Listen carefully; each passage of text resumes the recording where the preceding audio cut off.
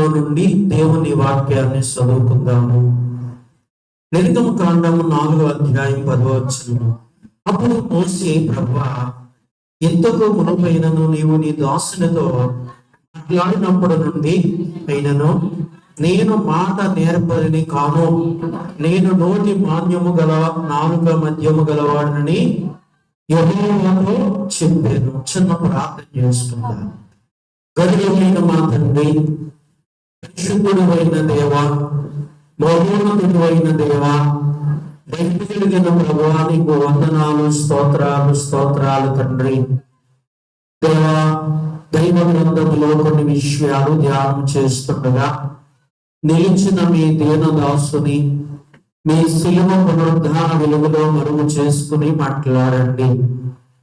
వినడానికి, గ్రహించడానికి, అర్థం చేసుకునటానికి కావలసిన మనస్సు, ఆత్మ ఉదయించిన బిడ్డలకు దయచేసి మాతో మాట్లాడమని చదివిన వాక్యములో, చదవబోయే వాక్యములో ఉన్న అనేక సంగతులు మాకు బయలుపరచమని మా మంచి బోధకుడు యేసు నామమున ప్రార్థిస్తున్నాను పరమ తండ్రి.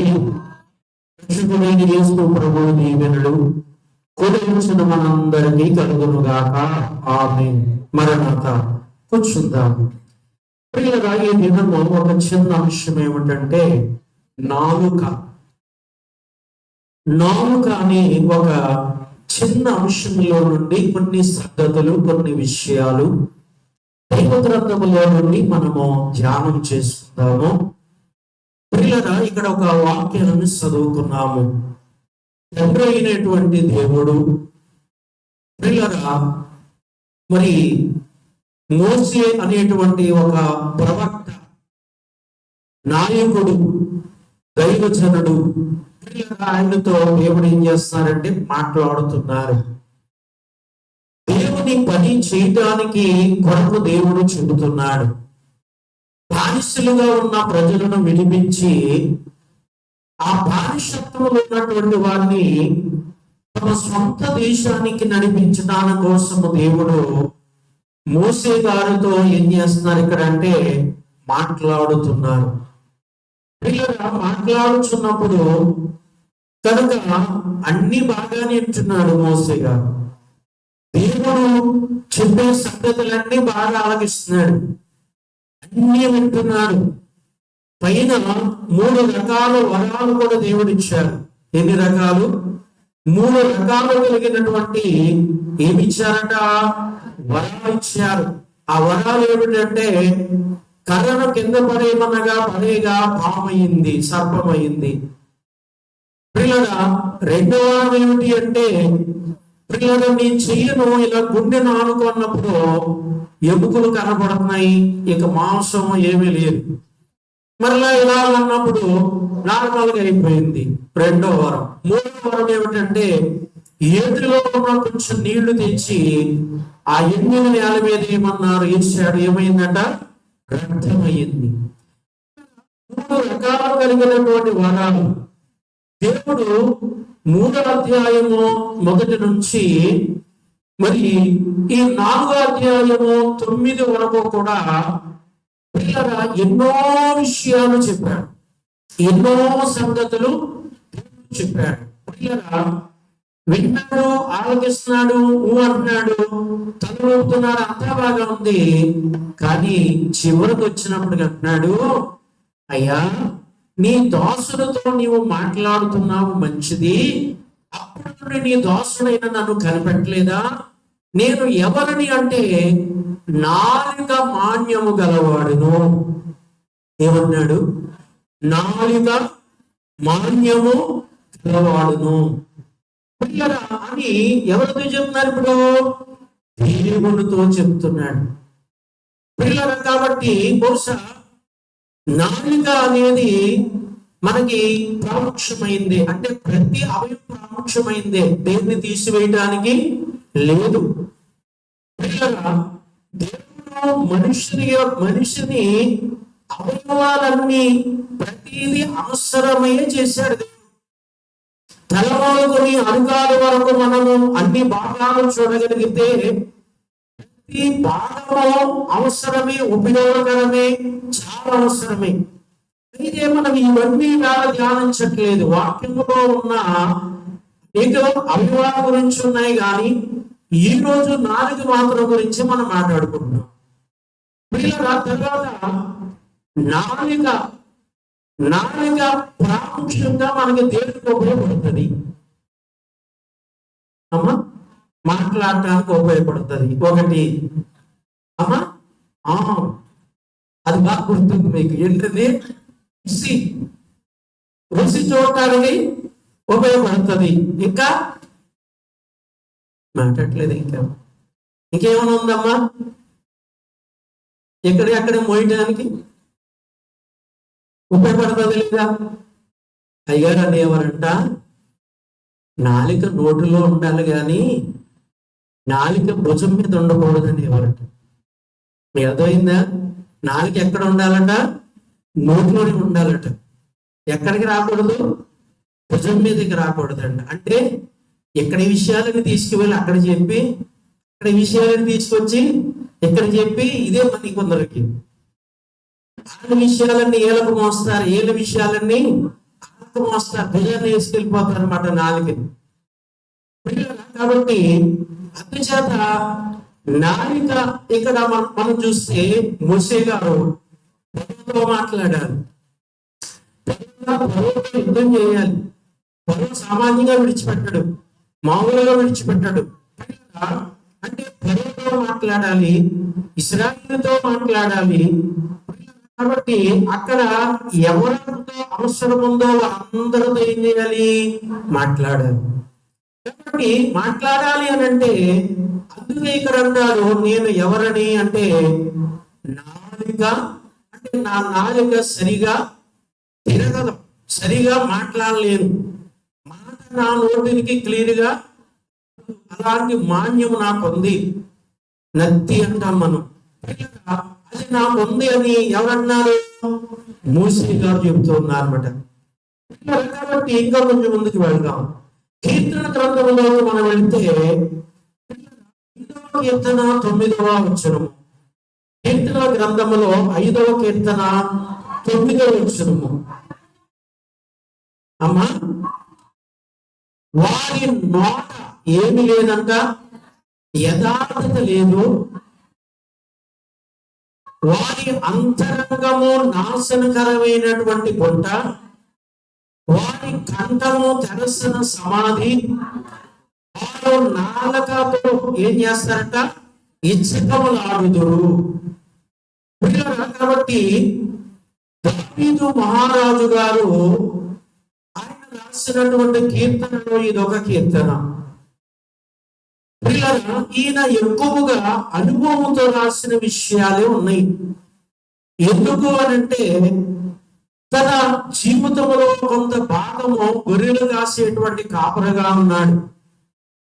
తర్వాత దేవుని కృప చేత సన్నిధి పరుడు, ప్రార్థనా పరుడు, ధ్యానపరుడు కాబట్టి, దేవునికి నచ్చిన వ్యక్తి కాబట్టి గొర్రెలను కాసేటువంటి కాపరని మరలా దేవుడు ఏం చేశాడు? మనుషులను కాపాడే కాపరిగా ఏర్పాటు చేశాడు.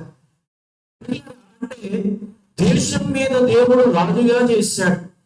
ఆ దేశాన్ని పరిపాలన చేయటానికి ఇజ్రాయిల్ దేశమును, యెరూషలేం, ప్రియరా పాలస్తీనా ఎన్నో చెప్తాం మనం. అదంతా ఒకటే. ఒకప్పుడు దేశం అంతటిని ఆయన 40 సంవత్సరాలు పరిపాలన చేశాడు.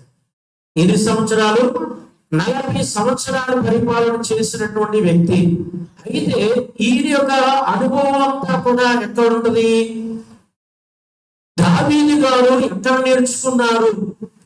సన్నిధి, ధ్యానము, ప్రార్థన, ఈ విశ్వాసము, ఈ భక్తి, ఇదంతా ఆయన ఎక్కడ నేర్చుకున్నారు అని అంటే దేవుడి దగ్గర నేర్చుకున్నట్టే ఎక్కువ కనపడుతుంది. ఆయన కాలంలో ఒక ప్రవక్త ఉన్నాడు. ఆ ప్రవక్త మాట కూడా ఆయన బాగా విన్నాడు. ఆ ప్రవక్త చేసినట్టుగా చేశాడు, ఆ ప్రవక్తగా చెప్పినట్టుగా చేశాడు, లోబడ్డాడు, విధేయుడయ్యాడు. ఆ అనుభవం కూడా ఉంది. కానీ దేవుని దగ్గర ఎక్కువ నేర్చుకున్నాడు. ఎవరి దగ్గర అండి?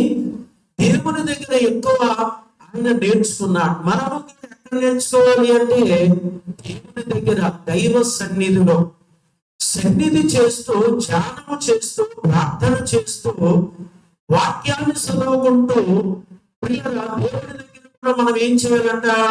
నేర్చుకోవాలి. అటువంటి దావీదు గారు ఇక్కడ అంటారు, వారి నోట యథార్థత లేదు.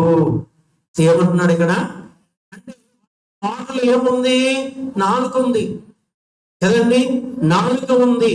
ఆ నాలుక ద్వారా అవకాశమును బట్టి, వీలును బట్టి, వాళ్ళని బట్టి వారు ఏం చేస్తున్నారు? మాట్లాడేస్తున్నారు. దైవ సేవకులు కూడా అలాగే ఉన్నారు. డిబేట్లు అయ్యని అని చెప్పి వాళ్ళకి ఎలా వీలైతే అలా మాట్లాడేస్తున్నారు. ఆ తర్వాత మళ్ళా అవమానం అయ్యే అవకాశం వస్తుంది. పిల్లగా వీలు వాళ్ళని బట్టి మనం మాట్లాడకూడదు. దైవ గ్రంథాన్ని బట్టి మనం మాట్లాడాలి. మనము ఎప్పుడు స్థిరంగా నిలిచి ఉంటామో అని అంటే, దైవ గ్రంథంలో ఏదైతే ఉందో దాని ప్రకారంగా మనం మాట్లాడగలిగితేనే మనం ఏం చేయగలం? మీరు కానీ, నేను కానీ, ఇంకెవరైనా నిలిచి ఉంటారు. దేవుని వాక్యానుసారంగా జీవించేవారు, దేవుని వాక్యానుసారంగా నడుచుకునేవారు, దేవుని వాక్యానుసారంగా నిలిచి నడిచేవారు. నేను అదే చెప్తాను చాలా మందికి.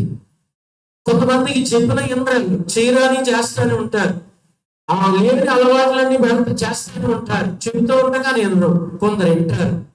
విన్నవారు ఆశీర్వదించబడతారు, విన్నవారు దీవించబడతారు, విన్న కుటుంబాలు తరతరాలు దీవించబడతాయి. ఇప్పుడు ఈ దినాలలో చాలా కుటుంబాలు నాశనం అయిపోతున్నాయి. కారణం ఏమిటంటే పాప ఫలితం వస్తుంది. ఏమొస్తుందట? ఏ పాపం చేసినప్పుడు సంతోషంగా ఉంటది, పాపం చేసినప్పుడు ఆనందంగా ఉంటది, పాపం చేసినప్పుడు సుఖంగా ఉంటది, పాపం చేసినప్పుడు సంబరంగా ఉంటది, చాలా బాగుంటది. దానికి ఫలితం వస్తుంది. అయ్యగారు చెప్పారు, పాపానికి ఏమొస్తుందట? ఫలితం వస్తుందట. అంటే ఇక్కడ ఉదాహరణ మాట చెప్తారు మీకు. మన దొడ్లో ఒక ఫలాలు కాసే చెట్టు ఉందనుకోండి, అది ఎప్పుడు ఫలిస్తుంది? మనకి ఎప్పుడు తెలుస్తుంది? మాట్లాడలేదు. కాయ కాసినప్పుడు చంటిపిల్లలు చెప్పారు. ఎప్పుడు తెలుస్తుంది మనకంటే? పూత వేసినప్పుడు. ఏం వేసినప్పుడు? చెట్టు పూత వేస్తారు. పూత వేసినప్పుడు పిల్లలు మనం ఏమనుకుంటాం? ఈ చెట్టు ఫలిస్తుంది. అలాగే పాపం కూడా ఫలిస్తుంది. కైగారు చెప్పిన మాట.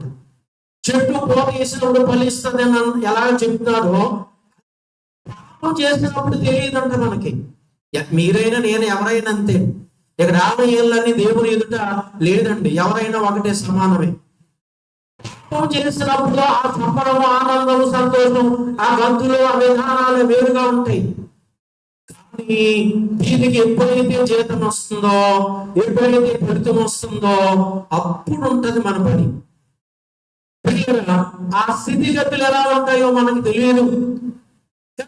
అందుచేతని పిల్లరా, దేవుడు బయలుపరిచినటువంటి బయలుమిషన్కి ఏర్పాటు వారమైనటువంటి మనము రోజు కలిగి వేసుకునడానికి, రోజు శుద్ధి అవ్వడానికి, రోజు పరిశుద్ధం అవ్వడానికి మనం ఏం చేయాలి? ఏ పాపం అయితే చేశావో ఆ పాపాన్ని దేవుని దగ్గర నీవేం చేయాలి? ఒప్పుకోవాలి. అంటే సాలదు. నీవే పాపం చేశావో దాన్ని దేవుని దగ్గర ఒప్పుకోవాలి. మీకు అర్థమైంది కదా? దొంగతనం పాపం చేసావా? ఆ పేరెత్తి ఒప్పుకోవాలి. వ్యభిచారం పాపం చేసావా? పేరెత్తి ఒప్పుకోవాలి. లేదా దేవుని విడిచి ఇక ఏదినైనా దేవుడిని పేరెత్తి పాపం చేసావా? అది ఒప్పుకోవాలి. మీకు అర్థమైంది కదా?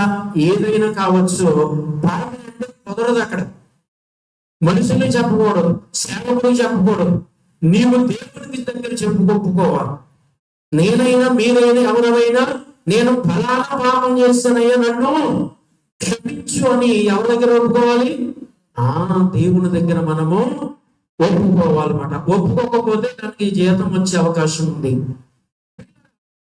ఆయన వారి నోట యథార్థత లేదు, నాశనకరమైన బుద్ధ, వారి కంఠము తెరసిన సమాధి. వారు నాలుకతో మంచి మాటలు మాట్లాడట. వాళ్ళ నాలుకతో ఏంటంట? మంచి విషయాలు చెప్పరట, మంచి విషయాలు మాట్లాడరట. ఎలాంటి మాటలు? ఇచ్చక మాటలట. కాబట్టి అంటే వాళ్ళ యొక్క నాలుక ఆ రీతిగా ఉంది. వాక్య ప్రకారంగా మనం చూస్తే, కాబట్టి మనము నోటి ద్వారా ప్రార్థన చేస్తున్నాం. ఈ నోటి ద్వారా మాటలు అనేటువంటి పాపం మనము చేయకూడదు. చేసినట్లయితే ఆ పాపము నోరుతో మనం ప్రార్థన చేస్తే మరలా దేవుడు ఆలకించాలి కదా, మరలా దేవుడు వినాలి కదా. అందుచేత మనము మన నోటి ద్వారా ఈ పాపము చేయకూడదు.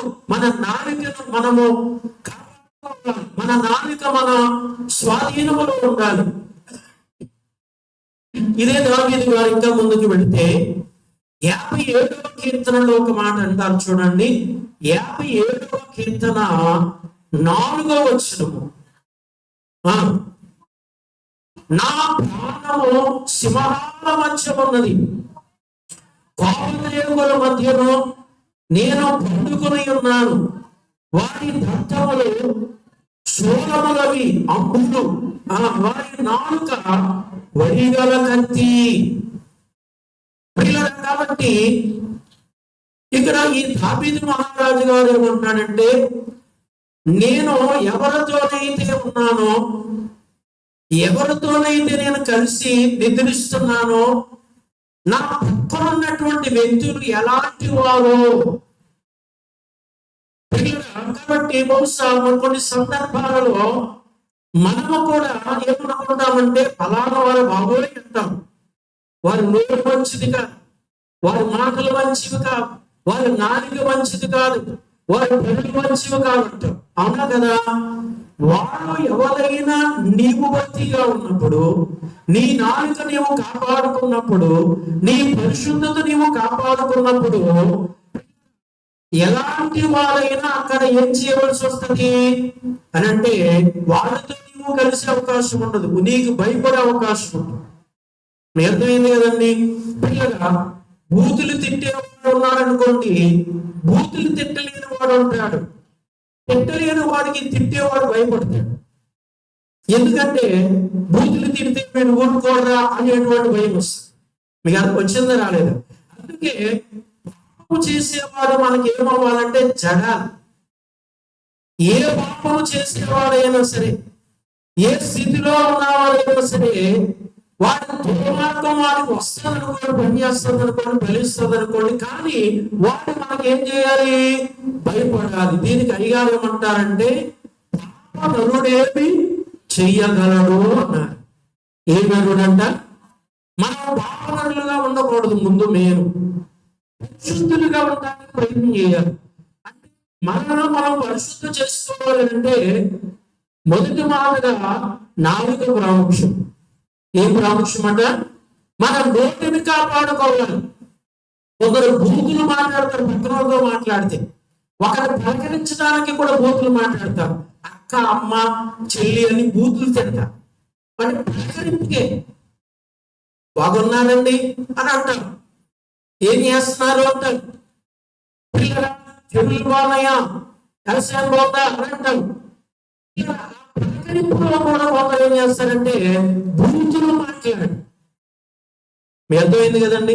బూతుల ద్వారా పలకరిస్తారు. అక్కడ బాగా ఉంటుంది, తప్పు కదా. అవతల ఏమనాలంటే, వీడు ఇలా మాట్లాడినప్పుడు నిదానంగా మాట్లాడు, లేక మానేసేయి. నిదానంగా మాట్లాడితే మాట్లాడు, బూతులు మాట్లాడు, మర్యాద దక్కలు అన్నాడు అనుకున్న వాడు వీడికి బుద్ధి చెప్పినట్టే. ఇంకెవరిని కూడా పిల్లలు 100 మందిని పలకరిస్తాడు అనుకోండి, వాడు బూతుల ద్వారా ఒక్కడికి కనిపించాడు అనుకోండి, ఇక మిగతా వాళ్ళ దగ్గర వాడు మాట్లాడతారా? నిదానంగా మాట్లాడతాడు, నిదానంగానే మాట్లాడతాడు. పిల్లలు గద్దింపు కావాలి. బూతులు తిట్టేవాడు బూతులు తిడితే లొంగ తీయలేరు మీరు.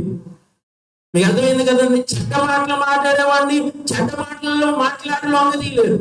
ఎలా లొంగ తీయగలరంటే, ఆ బూతులు తిట్టేవాడి దగ్గర మంచి మాటలు మాట్లాడి లొంగ తీయగలరు.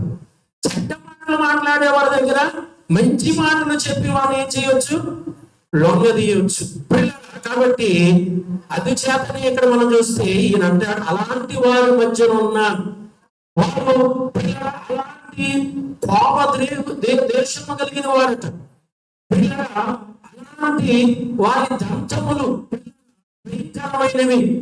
అలాంటి అప్పుడు లాంటి మనుషుల మధ్య ఉన్నారు.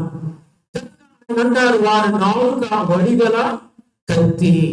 మీకు అర్థమైంది కదండి, వారి నాలుకెట్టి వడిగల కత్తి. మనం ఒక మాట మాట్లాడినప్పటికీ 10 మాటలు మాట్లాడేస్తారు. అవి 10 మంచిగా చెడ్డగా బూతు మాటల టైపులో మాట్లాడుతూ ఉంటారు పిల్లలు. కాబట్టి మరి అలాంటి వారి మధ్యన నేను ఉన్నాను అంటే ఆయన భక్తిగా ఉన్నాడు కాబట్టి, పరిశుద్ధతగా ఉన్నాడు కాబట్టి, యథార్థముగా ఉన్నాడు కాబట్టి ఈయన చూడగానే వాళ్ళకి భయం కలిగింది.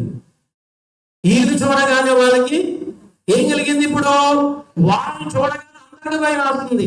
వాళ్ళు మంచోళ్ళు కాదురా, మంచి మాటలు మాట్లాడరా అని అందరికీ వాళ్ళంటే భయం. ఈయన చూడగానే అంటే ఈయన అంత ప్రార్థన పూర్వకమైన వ్యక్తి. పక్కన ఒక మనిషి ఉన్నాడంటే ఆ మనిషి వెంటనే ప్రార్థన చేసి ఆ మనిషిని దేవునికి అప్పగించేసి ఆ మనిషి ఈయనకి లోబడేటట్టు చేస్తాడు. ప్రార్థన ద్వారా దేవునికి సమర్పించి అలాంటి వ్యక్తి మాట ఈ దావీదు మహారాజు గారు.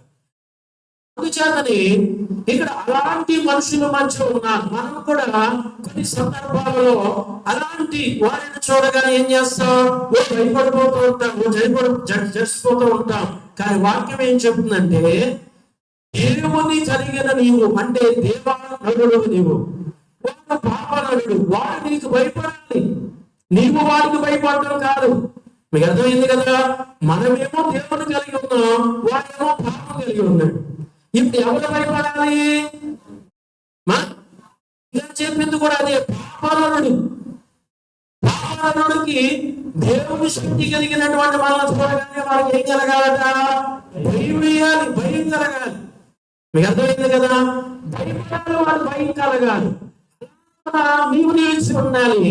వాటిని చూసి ఏదో అనేస్తాడని నీవు భయపడకూడదు అనేది వాక్యంలో ఉన్నటువంటి విషయం. అలాగే ఇదే 73వ కీర్తనలో కీర్తనాకారుడైనటువంటి దావీదు గారు 73వ కీర్తనలో కూడా ఒక మాట, మరి 9వ వచనంలో చూడండి. అమ్మా, ఆకాశము తట్టు వారు ఏం చేస్తున్నారట? ముఖం ఎత్తుతున్నారట. వారు నాలుక సంచారము చేయును. పిల్లల కాబట్టి అంటే దీనికి ఈ మాటను మనం ఎలా అర్థం చేసుకోవాలి అంటే, పిల్లల కొందరు ఒకవేళ ఇలా దేవుని వైపు పైకి చూస్తున్నారు అనుకుందాం. దేవుని వైపు కళ్ళు పైకెత్తి చూసిన వారి నోటి ద్వారా లోక సంబంధమైన విషయాలు మాట్లాడేస్తూ ఉంటారు. మీ అర్థమైంది కదండి? ఆ మాట ఇక్కడ రాయబడింది. వాళ్ళు కన్నులేమో ఆకాశము తట్టు ఉన్నాయి, నాలుగేమో అమ్మా భూమంతా తిరిగేస్తున్నట్టు. నాలుగేమో ఉన్నట భూమంతా తిరిగేస్తున్నాడు. అక్కడ పరిశుద్ధత లేదు, భక్తి లేదు. కాబట్టి మనము ప్రార్థన చేసేటప్పుడు కళ్ళు ఎందుకు మోసుకుంటాము అని అంటే, మనస్సు దేవుడి వైపుకు తిరగాలి. మనస్సు ఎవరి వైపుకి తిరగాలి? దేవుడి వైపుకి తిరగడం కోసమే కళ్ళు మూసుకునేది. కాబట్టి అలా మనస్సును దేవుని అందరూ ఎప్పుడుగా ఉంచుకునడం కోసమే కళ్ళు మూసుకుంటాం. చేసేటప్పుడు కూడా కళ్ళు మూసుకునేది ఎందుకు అని అంటే, మన హృదయము దేవుని వైపు చూస్తూ దేవుని ఏం చేయాలి? ఆరాధించాలి. ఒక వ్యక్తితో మనం మాట్లాడేటప్పుడు ఏం చేస్తాము? ఆ వ్యక్తి మన వైపు ఎదురుంటాడు, మనం ఆ వ్యక్తికి ఎదురుగా నిలబడి ఏం చేస్తాం? వెనక్కి తిరిగి మాట్లాడతామా? మాట్లాడు. అంటే ముఖాముఖి అంటే ఆ వ్యక్తి వైపే చూస్తాం, ఎటు చూడట్లేదు. ఎటు చూడకుండానే ఆ వ్యక్తిని చూసి ఏం చేస్తాం? మాట్లాడు. అలా కొన్ని అదే నిదానము ప్రార్థన చేసినప్పుడు ఉండాలి. అదే నిదానము వాక్యము చెప్పేటప్పుడు ఉండాలి. అదే నిదానము ఆరాధన చేసేటప్పుడు కూడా. కొందరు మనస్సులో ఇక్కడ ఉండవు, ఎక్కడో తిరుగుతూ ఉంటాయి. ఏయో గందరగోళాలు ఉంటాయి లోకంలో. బ్రతికినంతకాలం ఉంటాయిలేండి, పుట్టుడు కానీ సచ్చే వరకు ఉన్నాయి, అవన్నీ అందరికీ ఉంటాయి. కానీ దేవుని సన్నిధిలోనికి వచ్చిన తర్వాత కీర్తనాకారుడు అన్నట్లు నీ సన్నిధిలో సంపూర్ణ సంతోషము ఉంది, నీ కుడి చేతిలో నిత్య సుఖశాంతులు. అందుకే మన దైవజనులు కూడా ఏమన్నారంటే దేవుని సన్నిధికి వచ్చిన తర్వాత మనం ఎలా ఉండాలి, కాసేపు దేవుని వైపు మనసు ఉంచుకుని పిల్లల మనోనిదానముతో ఉండాలని అయ్యగా చెప్పారు. సరే, కొంచెం ముందుకు వెళ్తే అంటే ఇక్కడ వైపు కన్నులెత్తినా గాని వారి నాలుగు ఏం చేస్తుందట, సంచారం చేసేస్తుందట. సామెతల్లోకి వెళ్దామండి. సామెతల్లోకి మనం వెళ్తే సామెతల గ్రంథము 15వ అధ్యాయము 4వ వచనం చదువుకుందాం. స్వాధీనమైన నాలుగ జీవవృక్షము, దానిలో కుటిలత ఉండి నీడల మాకు భంగము కలుగును. చాలండి పిల్లగా. ఏ నాలుగట అమ్మ, ఏ నాలుగట? స్వాతీతం అంటే శాంతిగా, సమాధానముగా, నెమ్మదిగా, ఐక్యతగా. అంటే కట్టాలు లేకుండా, గలిబిలి లేకుండా, గందరగోళము లేకుండా. కాబట్టి సమాధానముగా అంటే అలాంటి నాలుక మనకి అవసరమని వాక్యం చెబుతుంది. ఆ నాలుగు ఏమిటంటే జీవవృక్షము. ఏ వృక్షము? జీవవృక్షం. జీవవృక్షము. ప్రభు చెప్పుతున్నటువంటి ఈ స్వాతీతమైనటువంటి నాలుక మనకు ఉండాలి అని. కనుక కొందరు ఆపదలో ఉన్నప్పుడు మనం ఏం చేస్తామో వాళ్ళు ఇంకా కంగారు పడతారు. కొందరు ఇంకా కంగారు పెట్టి ఇంకా బాధపడుతూ ఉంటారు. కొందరు అలా కాదు. నిజంగా చచ్చిపోతున్నా సరే నీకేం కాదు, బంగారులో బతుకుతావు, నీకేం కాదు, నీకు 10 సంవత్సరాలు బతుకుతావు అంటారు. అవునా కదా? వాళ్ళు ఎలా ఉంటారు? ఇంకేం నాకేం పర్లేదు, నేను హాయిగా బతికేస్తాను, చచ్చిపోతున్నా సరే కదండి. అంటే అలాంటి కూల్ చేయాలి మనం. అలాంటి నాలుక మనకు ఉండాలట. అలాంటి మనసు మనకు ఉండాలట. కాబట్టి అందుకే ఇక్కడ స్వాతీకమైనటువంటి నాలుక ఏమిటంట? జీవవృక్షం అంట. ఏ వృక్షము? ప్రభు ఆదామలో ఉన్న తోటలో వేసినటువంటి జీవవృక్షం. అనంతరం అంటే పరదేశికి వెళ్ళిన వారు భుజిస్తారు జీవవృక్ష ఫలాలని పరమగీతం ప్రకటన గ్రంథములో ఉన్నట్లుగా మన నాలుక జీవవృక్షమా, జీవ నరకమా? జీవం అంటే ప్రాణం, మీకు అర్థమైంది కదండి. కాబట్టి ఒకరికి మేలు చేస్తూ, ఒకరిని రక్షిస్తూ, ఒకరిని కాపాడుతూ, ఒకరిని దేవుని సన్నిధికి నడిపిస్తూ ఉన్నారనుకోండి, వాళ్ళు నాలుక జీవవృక్షం అంటే జీవములోనికి నడిపించారు. ఇంకా కొందరు నడిపించట్లేదు అనుకోండి, నడిపించవలసిన వారిని వాళ్ళు నడవట్లేదు అనుకోండి, చివరికి వాళ్ళ నాలుక ఏమిటంటే జీవ నరకం అన్నమాట. ఏ నరకం? జీవం అంటే ప్రాణం కదా, నరకం అంటే ఇంక దాంట్లోకి వెళ్ళిన తర్వాత ఇంక బయటికి రాదన్నమాట. కాబట్టి మనం నడిపించాలి అనేకులను, మన కుటుంబాన్ని, ఇరుగు పొరుగు, స్నేహితులు, అనేకులైన వారిని మనం ఏం చేయాలట? మాట్లాడలేదు అలా నడిపించాలి. కొంతమందికి నాకు డౌట్ ఏంటంటే, కొంతమంది ఎక్కువ జనం తీసుకొచ్చిందాకండి మన ఆశీర్వాదం వాళ్ళకి పోద్దేమో అని కొందరు నాకు డౌట్ కలగా. ఎవరైనా తీసుకొస్తే నాకు రావాల్సిన దీవెన వాళ్ళకి పోద్దేమో అని ఇంకొకటి నాకు డౌట్. వాళ్ళు తీసుకొచ్చిందాకండి అది కూడా నాకు తక్కువ మళ్ళీ వాళ్ళకి పెట్టవలసి వస్తుందేమో అని తీసుకురావడం మానేస్తున్నారు అనుకుంటున్నాను నేను బట్టి. కొన్ని ఆత్మలను రక్షించాలని దేవుడు చెబుతున్నాడు కదండి. కాబట్టి అందుకే ఇక్కడ నాలుక, ఈ స్వాతీతమైనటువంటి నాలుక ఏంటంట? జీవవృక్షము. ఏ వృక్షము? జీవవృక్షము. 25 ఇదే సామెతలో 25:15 ఒకసారి చూడండి. 25:15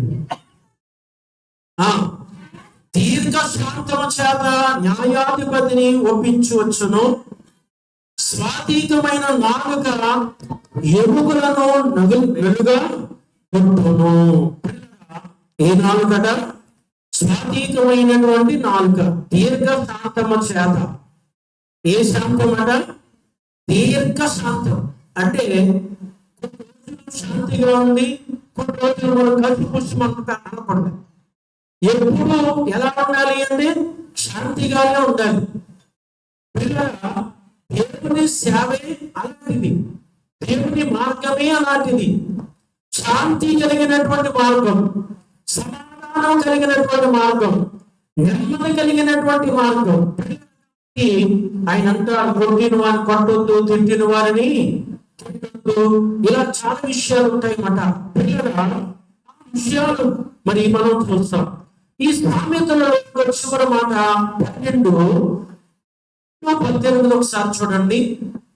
12:18 కత్తిపోటు వంటి మాటలు పలుకువారు కలరు, జ్ఞాను నాలుక ఆరోగ్యదాయకము. ఎవరి నాలుకంట? జ్ఞానుల నాలుక. కాబట్టి అంటే లోకల విషయాలు నేనేం చెప్పకర్లేదు, ఎందుకంటే ఇది మీకు తెలుసు. తిట్టాలంటే పక్కన తిట్టినో వాళ్ళు తిట్టినట్టుగా చేస్తారు. గేదెని తిట్టినట్టు తిట్టి ఆ పక్కన తిట్టాలనుకుంటారు. ఇంకా చాలా ఉన్నాయి కదమ్మా, అవన్నీ మీకు నేను చెప్పక్కర్లేదు, అందుకని వాటికి అక్కర్లేదు, వాక్యంలో చూటికి వెళ్ళిపోతున్నాను. ఏ నాలుగంట? కత్తిపోటు మాటలు మాట్లాడేటువంటి నాలుగంట. కత్తితో పొలిసిన అంత బాధ ఉండదట, కత్తితో పొలిసిన అంత బాధ ఉండదు. డాక్టర్ గారు ఏం చేస్తాడంటే ఆ బాధ తగ్గడానికి ఇంజెక్షన్ చేస్తాడు, లేకపోతే మాత్రలు వేసేస్తాడు, బాధ తగ్గిపోతుంది. దేంతో పొడిస్తే? ఈ మాటలనే కత్తితో పొడిస్తే ఎన్ని ఇంజక్షన్ చేసినా బాధ తగ్గదు, ఎన్ని మాత్రలు వేసినా గుర్తు వస్తుంది. నన్ను ఎలా అన్నారు, నన్ను ఎలా అన్నారు, నన్ను ఎలా అన్నారని ఏమవుతుంది? మాట్లాడుతూ ఉంటాం కదండి. అందుకే కత్తిపోటు మాటలు పలుకుట ఎవరు ఉన్నారట, ఇది మనం మాట్లాడకూడదని వాక్యం చెప్తుంది. మన నాలుక పిల్లల, మన నాలుకతో ఎదుటి వారిని కత్తిపోటు మాటలాంటి కూడదు అనేది చాలా వాక్యంలో ఉన్నటువంటి విషయం. అయితే జ్ఞానుల నాలుక, ఎవరి నాలుకంట? కత్తిపోటు మాటలు మాట్లాడేవారు జ్ఞానుల అంటే అజ్ఞానులు. ఇక్కడ ఉన్న మాటలను కూడా చూడండి అంతే, నన్ను నేను చెప్పిన దాన్ని కూడా చూడకండి. జ్ఞాని అయితే ఏం మాట్లాడతాడట? జ్ఞాని నాలుక ఎదుటి వారికి ఆరోగ్యకరమైన మాటలు, మేలైన మాటలు, ఉపయోగకరమైన మాటలు. మీకు అర్థమైంది కదండి, ఆ మాటలు మాట్లాడతాడట. ఎవరు? జ్ఞాని అయితే.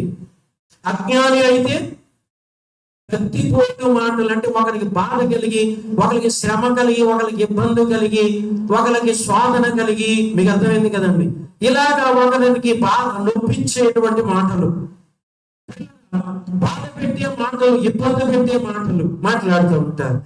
అందుకే వాక్యం చెప్పేటువంటి మాట ఏమిటి అంటే, మీ నాలుక జ్ఞానము కలిగినటువంటి మాటలు మాట్లాడాలి. ఏ మాటలు? జ్ఞానము కలిగినటువంటి మాటలు మన నోటికి రావాలనేది వాక్యములో ఉన్నటువంటి విషయం. ఒక మాట రాశారు, చూద్దామండి. 3వ అధ్యాయము 10వ వచనంలో ఒక్కసారి వెళ్దాము.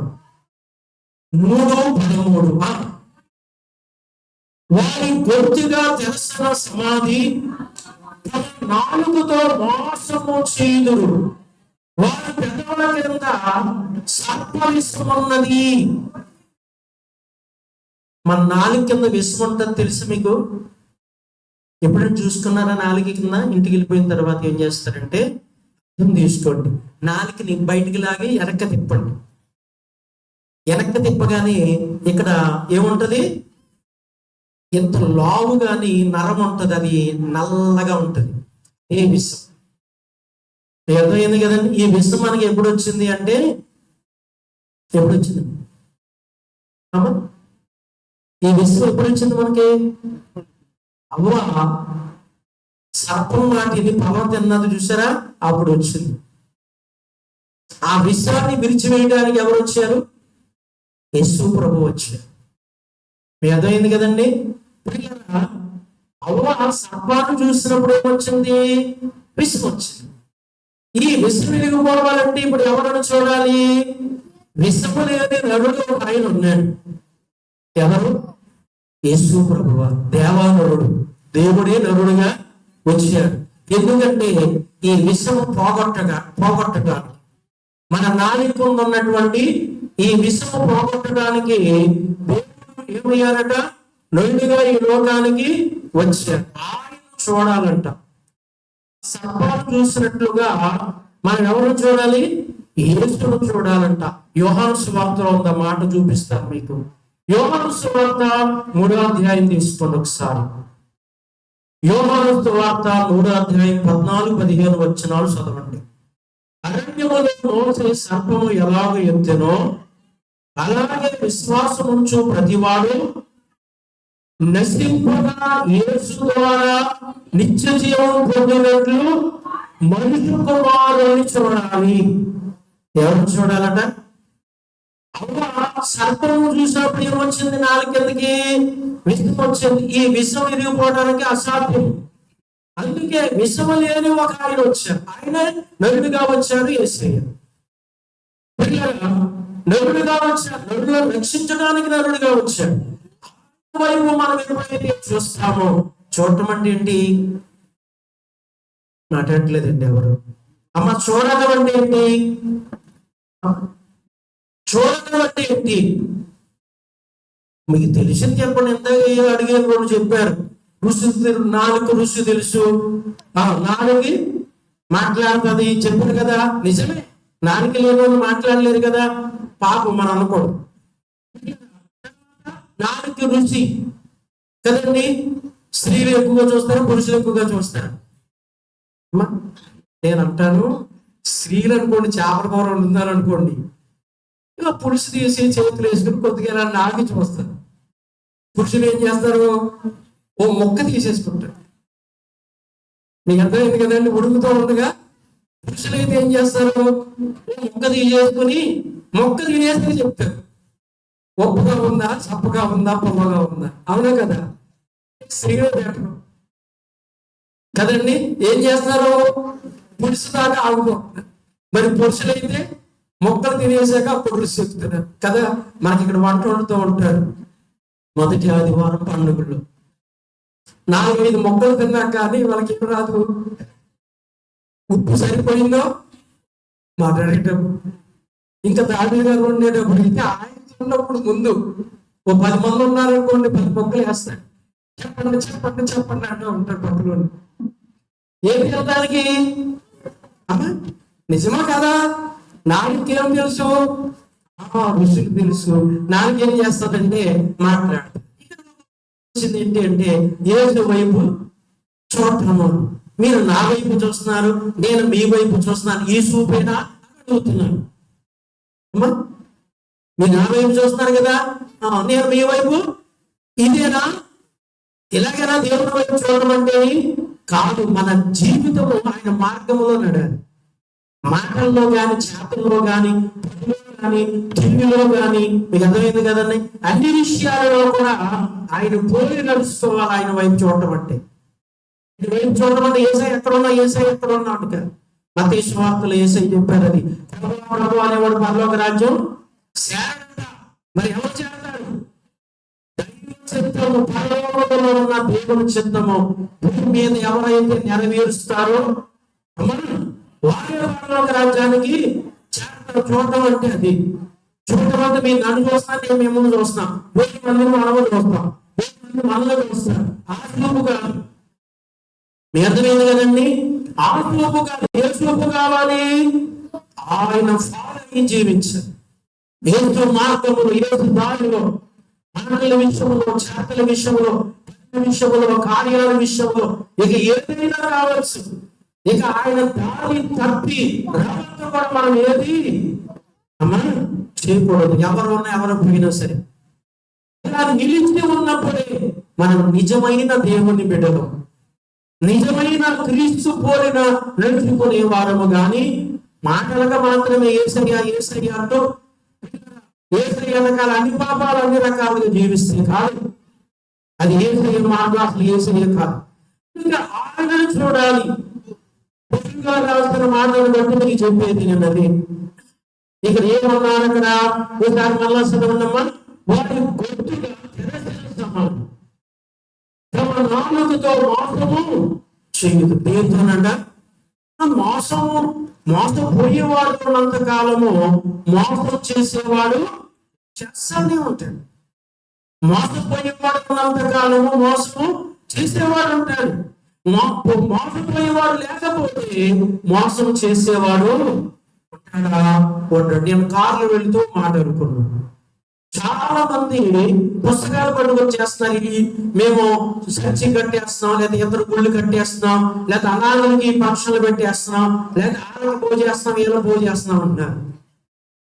అదంతా కూడా ఇప్పుడు ఏమైపోయిందంటే వ్యాపారం కింద అయిపోయింది.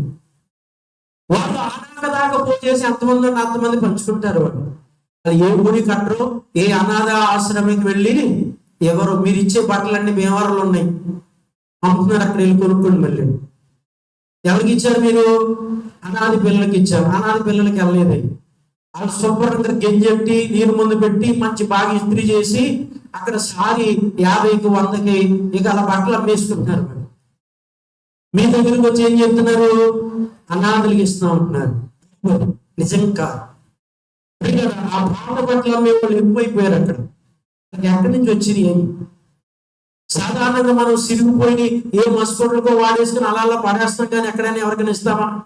ఈ అనాథలు ఎవరికైనా ఇస్తున్నాము అంటే ఎందుకు చెప్తా అనుకున్నామట. ఇలా ఇచ్చేవాళ్ళు ఉంటే ఇలా వస్తానే ఉంటారు. ఎదురైంది కానీ ఇచ్చేవాళ్ళు ఉంటే వస్తానే ఉంటారు. మరి ఇచ్చేవాళ్ళు వాళ్ళు లేకపోతే అలా వస్తారా? రాదు. ఇది వరకు భిక్షగాలు వేరు. ధర్మం చేయాలంటే అవయవాలు లేని వాళ్ళు, పని చేసుకోలేని వాళ్ళు, పిల్లలు ఎలాంటి వాళ్ళు ఉండేవాళ్ళు. ఇప్పుడు యవనస్తులు వయసులో ఉన్న గొప్ప పని చేసుకోగల శక్తి ఉంది. పని చేసుకుంటే 500 వస్తుంది. ఇలాగ తిరిగితే 2-3 వేలు పంచుకుంటారు మనిషికి వచ్చి. మీ అర్థమైంది కదండి పిల్లలు. కాబట్టి అందుచేత ఆ వాళ్ళ గ్రూపులలో మాకు తెలిసిన భాషలు కూడా ఉన్నారు. వాళ్ళు చెప్తారు మాకు. వాళ్ళు నిజం కాదండి, వాళ్ళకి ఒక హెడ్ ఒకరు ఉంటాడు. వాళ్ళు ఫోన్ నెంబర్ అట్టుకొచ్చి అక్కడ సంచి కట్టేస్తున్నామంటే ఫోన్ చేయండి పాస్టర్ గారికి అంటారు. వాడు పాస్టర్ కాదు, వీళ్ళందరికీ హెడ్డాడు. మీరు ఫోన్ చేయలేని వాడు అంటాడు నేను పాస్టర్ గారిని అండి, సంచి కట్టినా మా కుర్రాన్ని పంపించాం ఇవ్వండి అంటాడు అని. ఆ గ్రూపులో మనకు తెలిసిన వాళ్ళే చెప్పారు. ఫిష్ మీడియా పని చేసుకుంటారు. కారులో కూడా వస్తున్నారు. మీరు చూడలేదు. బైకుల మీద కాకుండా కారులో కూడా వచ్చి ఊరి చివరిని ఎక్కడ పెట్టేస్తారు. ఊరంతా చర్చి కట్టేస్తామని తిరిగేస్తారు. ఆనాక అంటే ఒక చర్చే కాదు, ఇంకా ఇతర గుళ్ళు కూడా ఉన్నాయి. అంటే వ్యాపారం కింద అదొక వృత్తి కింద మొదలు పెట్టేశారు. మోసకరమైన ఏమిటి మన ఏ మాటను బట్టి చెప్పుకున్నాం? అది మోసకరమైనటువంటి అది అబద్ధము. కాబట్టి నిజంగా మీరు ఇచ్చిన 100 పట్టుకెళ్ళి దేవుని మందిరానికి ఖర్చు పెడుతున్నారా? ఖర్చు పెడితే అది మోసకరమైన నాలుక కాదు. ఖర్చు పెట్టకపోతే ఏ నాలుక కదా? మోసకరమైన నాలుక. వారు పెదవుల క్రింద ఏముంది? సర్ప విషం ఉంది. అది చెప్పాను మీకు ఆల్రెడీ. చూసుకోండి, మీకు డౌట్ ఉంటే ఉంటది, ఖచ్చితంగా ఉంటది, ప్రతి ఒక్కరికి ఉంటది. ఆ విషయంలో విడిచివేయడానికి ఎవరు వచ్చారంట? యేసు ప్రభువు. ఎవరు వచ్చారమ్మా? చివరికి ఇంకొక మాట చెప్పి నేను ముగించేస్తాను. యేసు ప్రభువు వచ్చారన్నమాట. పౌలు గారు ఈ ఫిలిప్పుకు రాస్తున్నటువంటి పత్రికలో ఒక మాట మనకి ఇందాక ఆల్రెడీ పరిశుద్ధాత్మని పాఠంలో చదువుకున్నామట. 2వ అధ్యాయము 11వ వచనము. ప్రతి వారి నాలుక తండ్రి అయిన దేవుని మహిమార్థమై యేసుక్రీస్తు ప్రభువని ఒప్పుకున్నట్లును దేవుడు ఆయనను అధికముగా హెచ్చించి ప్రతి నామమునకు పరిణామమును ఆయనకు అనుగ్రహించును. పిల్లల నిజమే, యేసుక్రీస్తు ప్రభువే అనే నిజమైన దేవుడు, ఈ సృష్టినంతా చేసినటువంటి దేవుడు. గతంలో మీకు కూడా ఒక మాట చెప్పారు. యేసుక్రీస్తు నిజమైన దేవుడు కాబట్టి ప్రపంచంలో ఉన్న అన్ని దేశాలలో కూడా క్రీస్తుని ఆరాధించేవారు ఉన్నారు. ఒక్క దేశంలో, ఒక్క రాష్ట్రంలో, ఒక్క గ్రామంలో కాదు. యేసు సేవ, యేసు సువార్త, యేసు బోధలు దేశాలలో ఉన్నాయి. దేశములన్నిటిలోనూ ఉంటాడండి. మీకు బాగా అర్థం చేసుకోండి, అపార్థం చేసుకోకండి. దేవుడు అంటే ప్రపంచ దేశాలన్నింటిలోనూ ఉంటాడు. దేవుడు అంటే అన్ని లోకాల్లోనూ ఉంటాడు. మీకు అర్థం లేదు. అందుకే ఆయన నిజమైన దేవుడు, సృష్టికర్త అయినటువంటి దేవుడు, నరుల రక్షణ కొరకు వచ్చినటువంటి దేవుడు ఆయనే. పెట్టింది ఆయనే. అప్పుడు ఇప్పుడు వైపు చూసి నిజముగా దేవుడిని వేడుకున్న వారికి అద్భుతాలు, స్వస్థత కార్యాలు, అద్భుతాలు ఆయన చేయట్లేదా? చేస్తున్నాడు. అందుకే ఇక్కడ ఆట గురించి పౌలు గారు ఇక్కడ ఏమన్నారంటే, 11 వచనాల్లో అందుచేత పరలోకమందున్న వారిలో కానీ, భూమి కాదు చూపిస్తున్నారు, పరలోకమందున్న వారిలో కానీ, ఈ భూమి మీద ఉన్న వారిలో కానీ, భూమి కింద కూడా ఉన్నారు మా వారిలో కానీ, ప్రతి మోని మోకాలు యేసు నామములో వినంటారు. చూడండి, ఇక్కడ ఎన్ని భాగాలు చూపించారు ఆయన అంటే 3 లోకాలు చూపించారు. ఎన్ని లోకాలు? 3 లోకాలు చూపించారు. 1 పరలోకము, 2 భూలోకము, 3 లోకము. ఈ 3 లోకాలలో కూడా ఎవరున్నారు? యేసు ఉన్నారు. మన దైవజనుడు దేవదాసరి గారు 7 లోకాలు చెప్పారు. ఈ 7 లోకాలలో కూడా యేసు ఉన్నారు. ఎవరున్నారట? 7 లోకాలలో కూడా యేసు ఉన్నారు. చాలా మంది ఏమనుకున్నారంటే, యేసు ఈ లోకానికి వచ్చి 2024 సంవత్సరాలు అయింది కదా, అప్పటి నుంచే దేవుడు అని అపోహలో ఉన్నాడు.